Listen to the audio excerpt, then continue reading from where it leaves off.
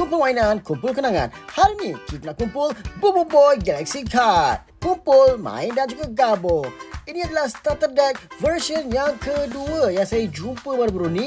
Kalau tengok pada keadaan kotak, dia dah agak season sikit. Rasanya kotak ni macam masuk air. Starter deck ni terus surut dalam store. Jadi hari ni kita akan unboxing untuk tengok keadaan kad dia. Okey, ini adalah rupa Arena Mat. Kita ada Duri, Sori dan juga Solar. Setakat ni Arena Mat ni masih dalam keadaan baik. Untuk kad pula, boleh nampak dia macam sedikit lembab dan nampaknya macam dah terbengkok sedikit. Rasa ini mungkin sebab dah ada lembapan dalam kotak tu, jadi kad ni pun dah bengkok sedikit. Tapi overall nampak macam masih okey. Mungkin masih boleh selamatkan semua kad-kad ini. Okey, kad pertama kita ada gambar kita dengan versi komik dan juga yang komik. Sekejap, tengok kotak belakang. Oh ya, version 2 kita guna kad-kad yang dah sedia ada, bukannya kad baru. Hanya kad rare saja atau kad foil yang menggunakan design yang baru. Yang lain semua diambil daripada pack Galaxy Card.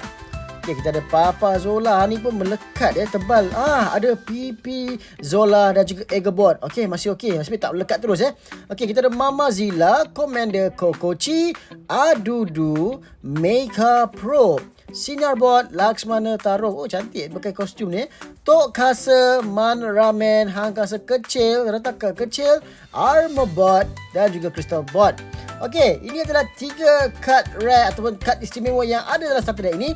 Yang pertama, kita ada kad Grade A Bobo Boy Solar. Memang menyinar-nyinar dan dia punya posisi pun unik juga. Bobo Boy Solar terbalik, guys. Okey, yang kedua kita ada Bobo Boy Duri. Sama juga kad Grade A. Dia punya foil tu nampak dah dekat bahagian daun-daun tu semuanya ada efek-efek foil. Oh, nice. Kad ketiga, kad yang terakhir, kad yang paling kita nanti-nantikan. Kita ada Elemental Fusion Bobo Boy Sori. Ini adalah kad Grade S.